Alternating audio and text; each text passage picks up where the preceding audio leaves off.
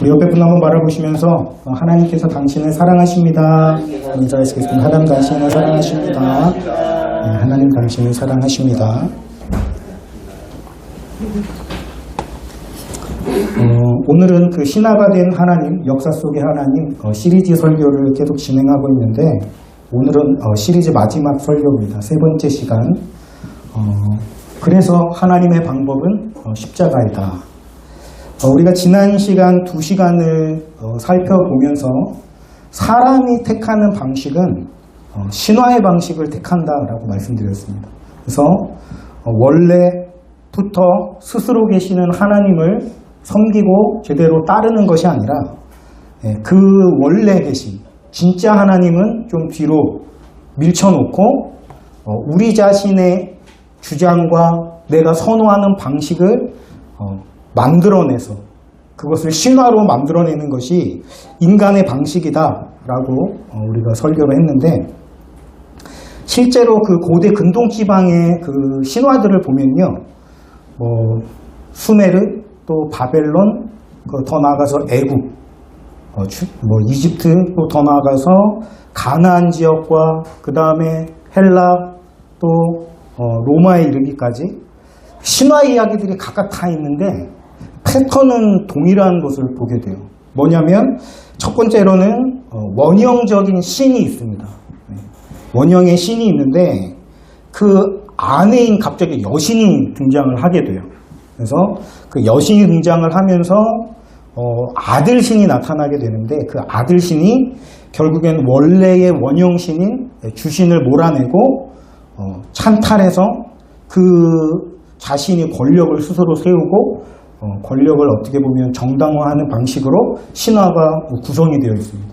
그러니까 이름, 각 문명마다, 나라마다, 문화마다 신의 이름은 다 다른데 패턴은 똑같아요. 주신이 있고 그 여신이 생긴 다음에 아들신이 아버지의 신을 밀어낸다. 왜 이런 똑같은 패턴의 신화가 생기는가 하면은 이 신화가 사람들이 만들어낸 이야기이기 때문에 그렇습니다.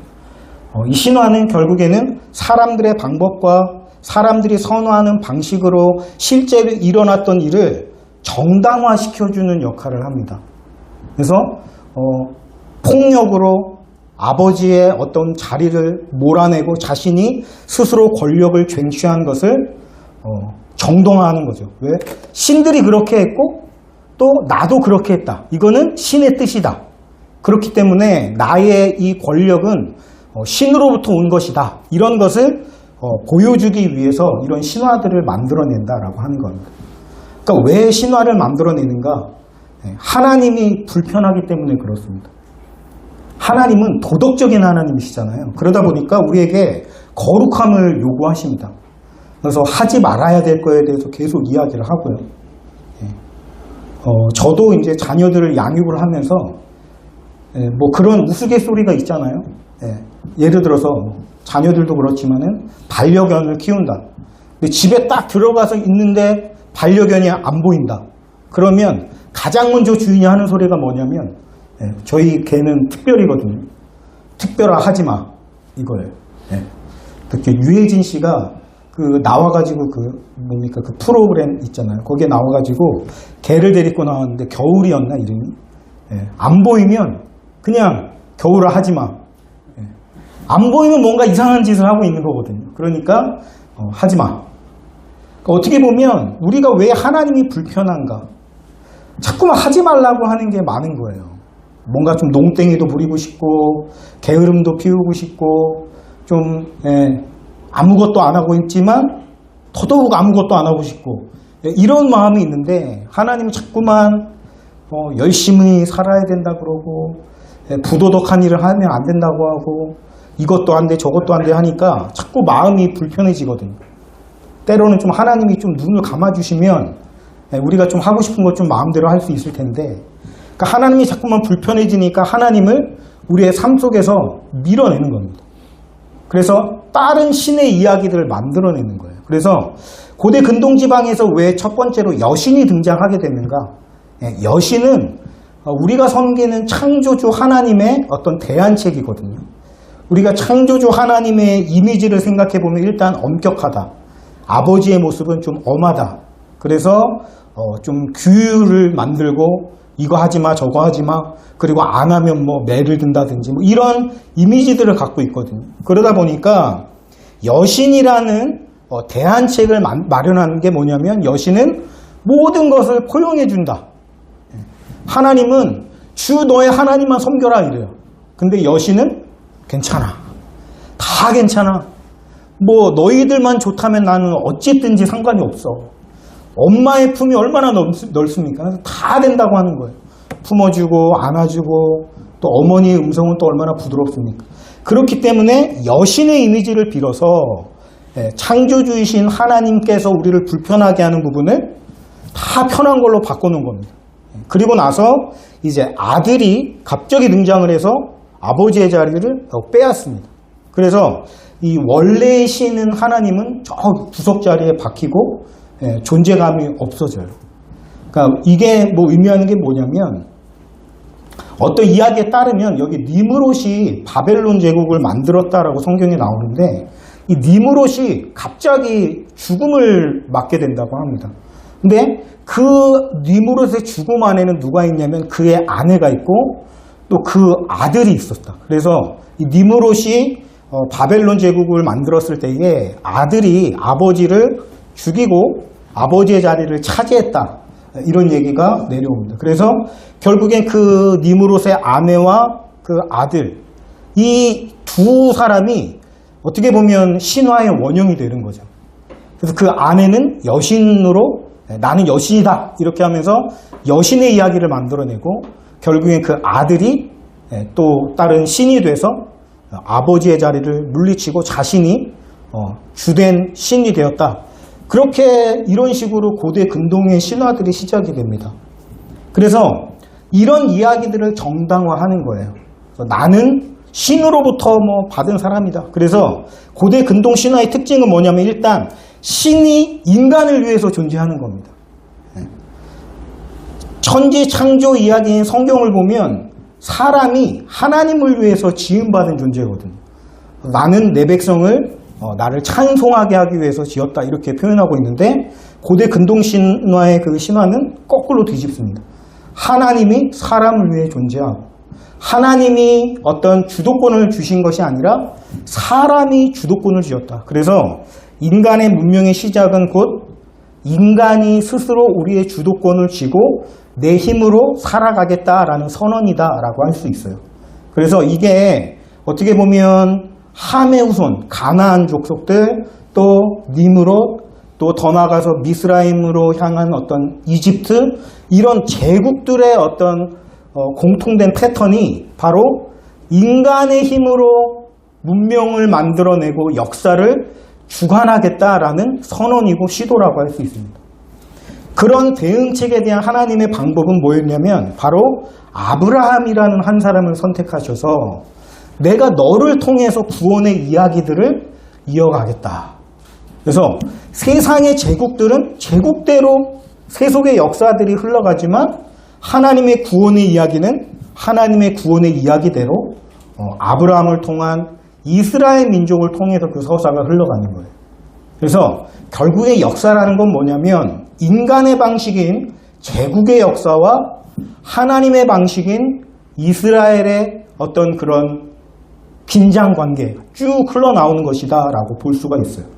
이것이 신약시대에 와서는 하나님께서 우리 예수 그리스도를 통해서 성령을 보내시면서 교회가 시작이 되면서 에클레시아라고 합니다. 에클레시아라는 뜻이 불러낸 자들이라는 뜻이거든요. 어디서 불러냈냐면 아까 말씀드린 제국, 헬라어로 바실레이아라고 합니다. 바실레이아, 왕국, 뭐 제국 이런 뜻을 가지고 있는데 여기는 뭐냐면 바로 마귀가 다스리는 세상 나라예요. 공중권세 잡은 자들이 다스리는 인간의 방식, 인본주의, 인간이 최고 가치를 가졌다라는 어떤 믿음으로 끌고 나오는 바실레이아 속에서 예수님께서 그들을 따로 택하셔서 부르셔가지고 에클레시아, 불러낸 자들의 모임 이렇게 만들어서 흘러가는데 항상 이 제국들은 교회를 압박합니다. 제국은 하나님의 구원의 이야기를 항상 압박합니다. 그런 가운데서 하나님의 이야기가 계속 시작이 되더라라고 하는 겁니다. 그런데 중요한 건요, 이런 교회 속에 사람의 방식, 제국의 방식, 신화의 방식이 사라진 것이 아니라 분명히 나는 하나님 안에 있는 교회이고 하나님의 구원의 이야기 속으로 뛰어들어간 신앙인이고 그리스도인임에도 불구하고 우리 안에도 역시 똑같은 신화를 만들어내고자 하는, 하나님을 나의 주머니 속에 집어넣고 신화로 만들어내려고 하는 시도를 우리가 하고 있다라는 내용을 살펴봤습니다. 그것이 첫 번째로는 르우벤이었고요.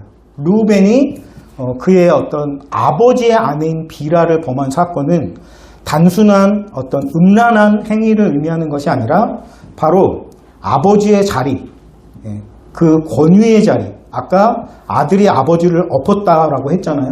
그와 똑같은 방식이에요. 내가 이 장자권을 때가 되면 하나님의 장자권을 내가 받을 수 있지만은 내가 왜 기다려야 되냐?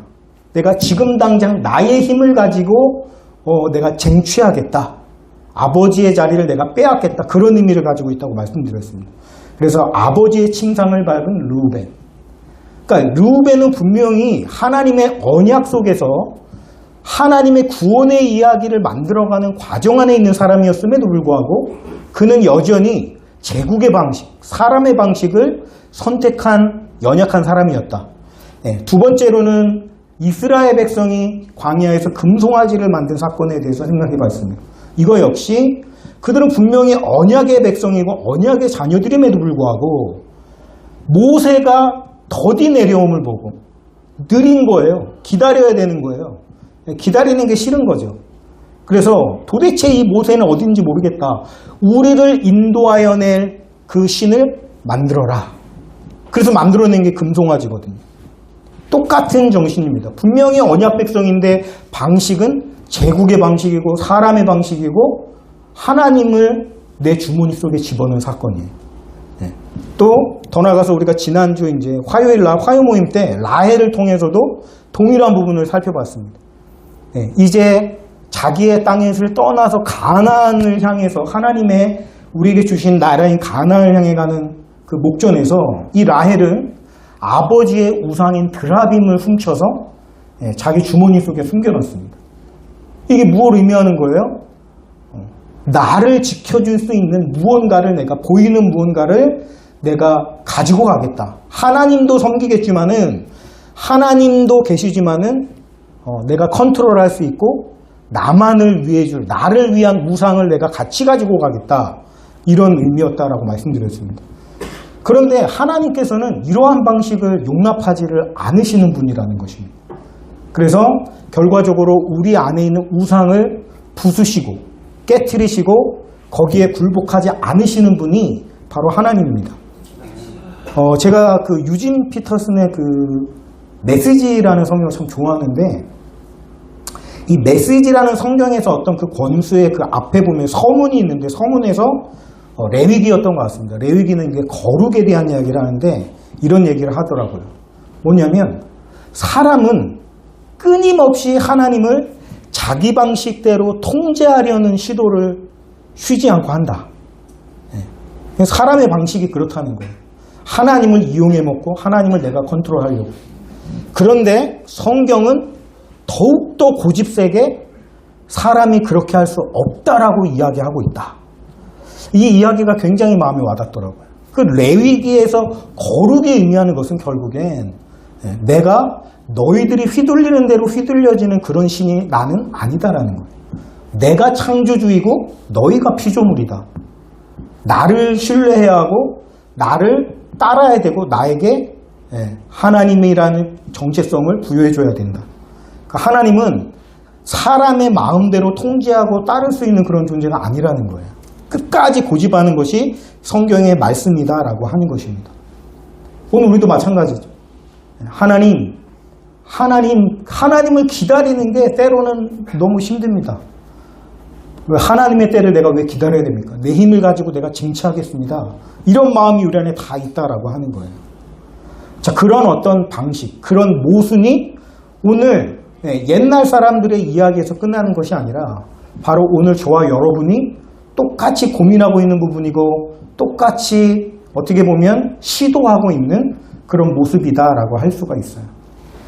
중요한 것은 이것입니다. 그러한 우리에게 주시는 하나님의 답은 무엇인가? 여전히 지금도 내가 컨트롤하려는 어떤 안간힘을 쓰고 있는 모습을 가지고 있는 우리에게 하나님께서 주시는 방법은 바로 십자가라고 하는 것입니다. 십자가. 여러분, 신화를 보면요, 신화 속의 신은 굉장히 아름다워요. 미사여구로 막 아름답게 막 꾸며냅니다. 그래서 신화 속의 신은 패배를 모릅니다. 또 굴욕을 당하지 않고요. 너무 찬란하고 멋져요. 그래서 고대 근동 지방에서는요, 각 그 민족들이 섬기는 신들 간의 어떤 경쟁이에요. 뭐냐면 한마디로 우리 어렸을 때 그런 싸움 많이 하잖아요. 야, 우리 아빠가 더 무섭거든? 뭔 소리야, 우리 아빠가 더 무섭거든? 어렸을 때 왜 그런 거 가지고 싸우는지 이해가 안 되는데, 우리 그런 거 가지고 막 싸우잖아요, 애들끼리. 야, 우리 엄마 장난 아니야. 우리 엄마 진짜 잔소리 있으니까 작살나. 그러면 옆에서, 아, 니네 엄마는 아무것도 아니야. 우리 엄마 이렇게까지 했거든. 막 이런 경쟁을 하잖아요. 그러니까 고대 시대 때 민족끼리 경쟁하는 거야, 그게. 야, 우리 신이 더 세. 우리가 섬기는 신이 더 세거든. 이런 경쟁이에요. 그러니까 어떻습니까? 신화는 더욱더 아름답게, 신들은 더욱더 강하게, 더욱더 어떻게 보면 허점이 없고 패배가 없는 그런 신으로 꾸며져내는 거예요. 그런데 실제 하나님이 하신 일을 보니까 십자가입니다. 십자가는 어떻습니까?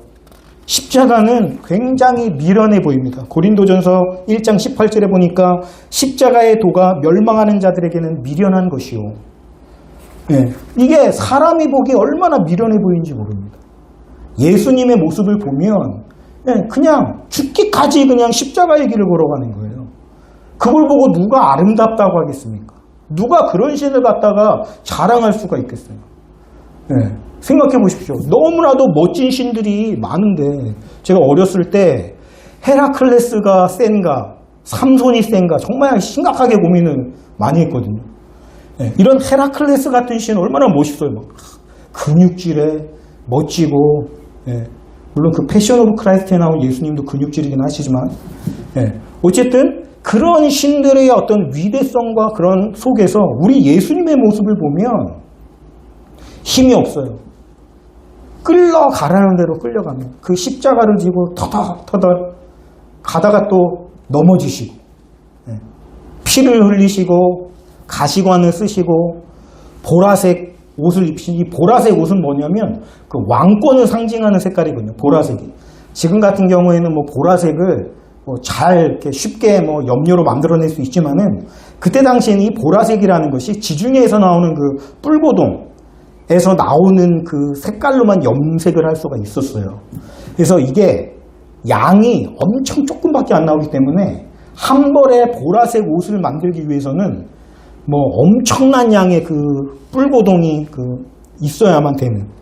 그래서 지금으로 따지면은 완전 명품 중에 명품이에요. 이 자색 옷은. 그래서 이 자색 옷을 팔았던 사람들이 누구냐면 바로 페니키아. 여러분 무역의 귀재들 아시죠? 페니키아. 근데 이 페니키아라는 이름 자체가 이 보라색을 의미하는 데서 온 뜻입니다. 그래서 이 페니키아는 사실 자기네들이 스스로 우리는 페니키아인이다라고 얘기한 게 아니라 다른 사람들이 그 사람들을 보면서 페니키아라고 이름 붙여준 거고, 자기들은 스스로 뭐라고 부르냐면 두로 사람이다, 티레 또는 시돈, 그 사람들이 장사를 정말 잘하는 사람들이거든요. 그래서 그런 자색 옷을 입히고 조롱하는 거죠. 야, 네가 왕이라면 우리를 하늘에서 번개를 내려가지고 우리가 틀렸다고 증명해봐라. 근데 예수님은 침묵하시죠. 이게 예수님의 방법이라는 거예요. 여러분, 신화 속의 신은 죽지 않고 패배하지 않고 조롱받지 않습니다. 그러나 예수님은 어떻습니까? 찬탈하지 않으셨고 쟁취하지 않으셨고 스스로 올라가지도 않으셨어요. 빌립보서 2장 6절 7절 보니까 그는 근본 하나님의 본체시나 하나님과 동등됨을 취할 것으로 여기지 아니하시고 오히려 자기를 비워 죽기까지 낮추셨다라고 이야기를 하고 있습니다. 너무나도 수치스럽고 헬라인에게는 무식한 거고 헬라인에게 최고의 가치는 지혜거든요.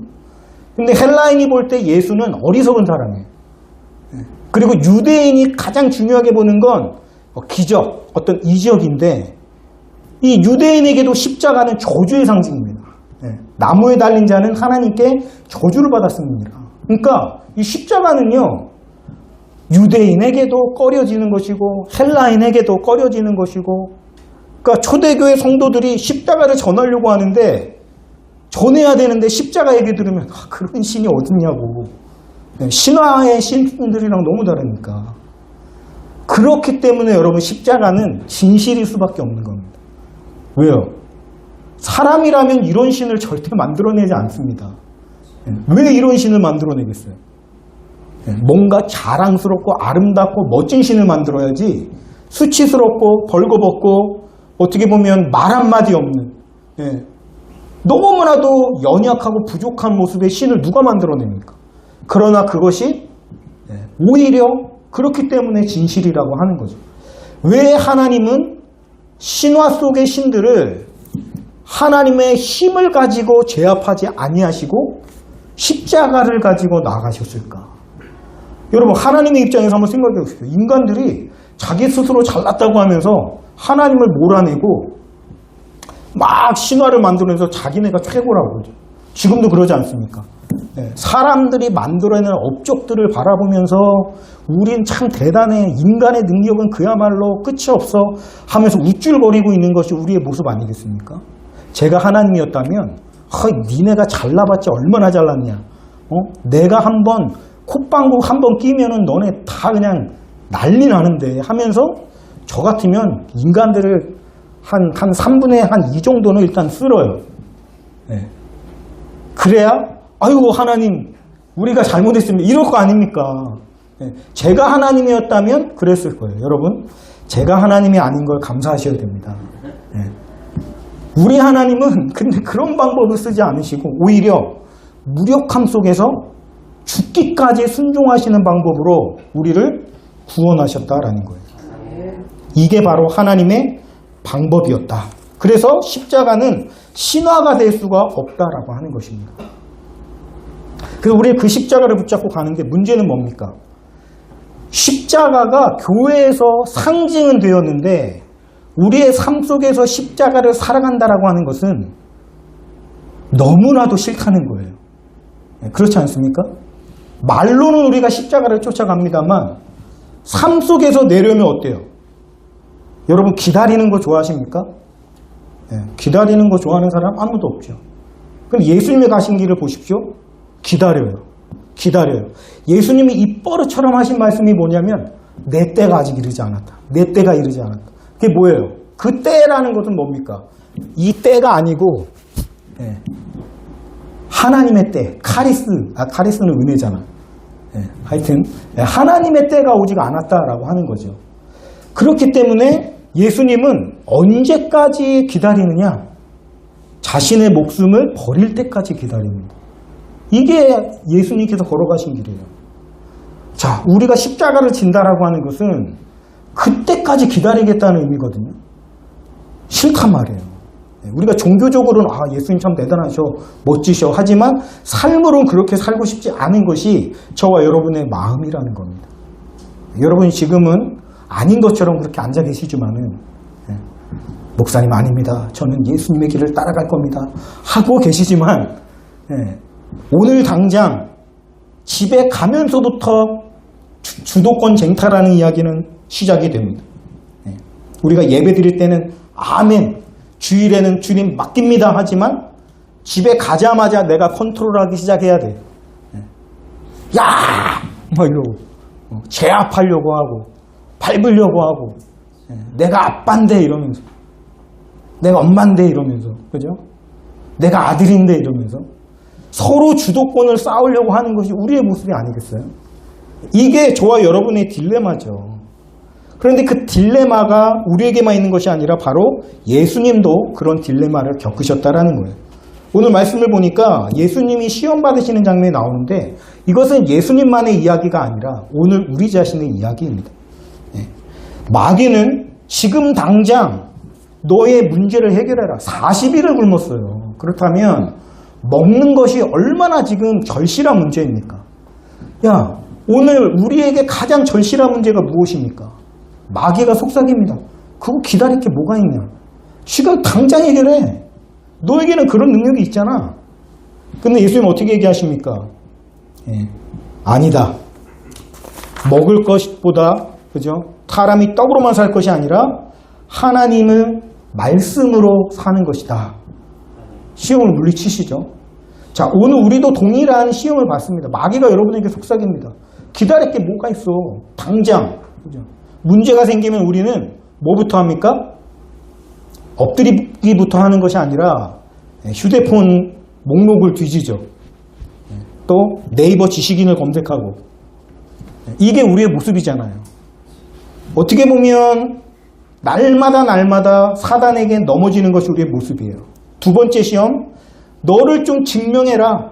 네가 하나님의 아들이거든 뛰어내려라. 그러면 모든 사람들이 너를 보고 저분은 하나님의 아들일 수밖에 없다라고 알지 않겠냐.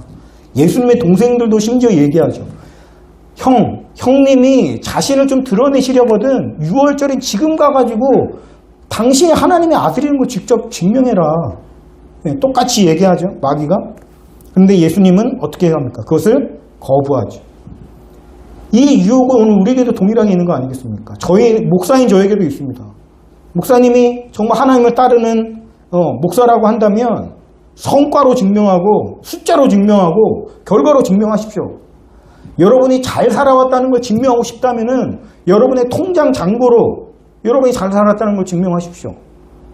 여러분, 이게 안목의 정욕이라고 하는데 눈에 보여지는 것으로 가장 잘 나타낼 수 있는 게 뭐냐면은 숫자거든요. 그래서 몇 명이 출석하냐 교회가, 1년 예산이 얼마냐, 또 우리도 마찬가지죠. 숫자, 통장 잔고가 얼마냐, 뭐가 집이 얼마짜리냐, 차가 얼마짜리냐. 이 숫자라고 하는 것이 어떻게 보면 당장 나의 모습을 어떻게 보면 증명하려고 하는 시도라고 할 수 있는데, 오늘 우리도 날마다 그런 유혹을 받고 있죠. 세 번째는 세상 나라를 주겠다. 지름길로 가라. 지금 너가 하면 당장 줄 수 있어. 예수님은 끝까지 기다려야 되는데 그게 아니라 십자가 거절하고 고난 없이 기다림 없이 십자가 없이 지금 내가 너에게 세상을 줄 수 있다니까. 야, 과정은 좀 대충 해도 돼. 원칙은 잠깐 접어도 돼. 결과만 좋으면 되잖아. 너만 깨끗하게 살아봐야 손해밖에 보는 거 없으니까 조금만 타협하면 훨씬 편해진다니까. 이건 우리가 매 순간 겪고 있는 유혹의 모습이다라고 할 수 있어요. 예수님은 끝까지 참음으로써 승리하셨습니다. 죽기까지 순종하셨거든요. 그렇다면 그 바톤은 이제 우리에게 넘어옵니다. 과연 우리는 십자가를 붙들 것인가? 저희들의 문제는 여기서부터 시작이 됩니다. 문제는 우리가 십자가를 나의 것으로 붙잡을 수 있는 능력이 없다는 데 있습니다. 우리는 십자가를 따르고 싶어 하지만 십자가를 따를 만한 능력이 없어요. 우리가 여기서 나가는 순간부터 벌써 제국의 방식, 사람의 방식, 내가 쟁취하고 내가 나를 증명하고 내가 성과로서 나를 인정받고 하는 모습으로 살아가게 될 수밖에 없는 것이 우리의 문제입니다. 그렇다면 이거 어떻게 해야 됩니까? 이제 하나님께서 우리에게 주신 방법은 성령이다라고 하는 것입니다. 예수님께서 승천하시면서 내가 올라가야 성령이 너희에게로 오실 수 있기 때문에 내가 올라가야 한다 이렇게 말씀하셨거든요. 제자들은 예수님 가지 마세요. 난 예수님이랑 같이 더 있고 싶어요. 이랬는데 내가 가는 게 오히려 너희에게 유익이다. 왜냐? 성령이 오실 거니까. 성령이 이 땅에 오신 이유는 무엇입니까? 뭐냐면 바로 저와 여러분의 그런 연약함을 그분이 너무나도 잘 아신다는 거예요. 너희가 마음은 원이지만 육이 연약하기 때문에 십자가의 방법을 붙잡고 하나님의 방법으로 세상 제국을 이길 수 있는 십자가의 능력을 얻어야 되는데 그럴 능력이 없다라는 것을 너무 잘 아셔요. 그래서 내가 그런 연약한 너희들을 도와주겠다. 그래서 보혜사, 돕는 분이라는 뜻입니다. 파라클레이토스, 도와주시는 분, 우리를 돕는 분이다. 여러분, 내 힘으로 그거를 할 수 있었더라고 한다면 돕는 존재는 필요가 없었을 것입니다. 내 스스로 할 수 있다면 예수님은 승천하실 필요가 없어요. 성령을 보내실 필요가 없어요. 자, 니네가 봤지? 내가 어떤 식으로 세상 방법을 이기는지? 자, 너희들도 그렇게 살아? 그러면 끝난 겁니다. 그런데 그렇게 살지 못할 걸 너무 잘하셨어요. 그렇기에 예수님은 성령을 보내신 겁니다. 성령을 통해서 너희들의 마음속에 있는 탐심, 이 사단의 유혹에 넘어가고자 하는, 빨리 가고 싶어하는 마음, 당장 확인받고 싶어하는 마음, 스스로 증명해내고 싶은 마음, 보여주고 싶은 마음을 날마다 죽이고 십자가를 너의 마음에 새길 수 있도록 도와주시는 보혜사를 너희에게 보내주겠다. 여러분, 우리는 그렇게 살 수 없습니다. 그거 가지고 너무 나 자신을 묶는 것은, 이게 제가 많이 해봤거든요, 그거를. 근데 그게 요만큼도 도움이 되지 않더라고요. 죄책감으로 내가 나의 문제를 해결해 보려고 노력도 해보고 의지도 들여보고 별의별 방법을 다 써봤는데 오히려 자존감만 낮아지고 부작용만 있지 그것으로 내가 요만큼도 더 나은 사람이 될 수가 없더라고요. 그래서 우리에게 중요한 것은 나의 연약함을 스스로 인정하고 성령님께 도움을 요청하는 것입니다. 로마서에 보면 이렇게 말씀하고 있어요. 너희가 영으로서 몸의 행실을 죽이면 살리라.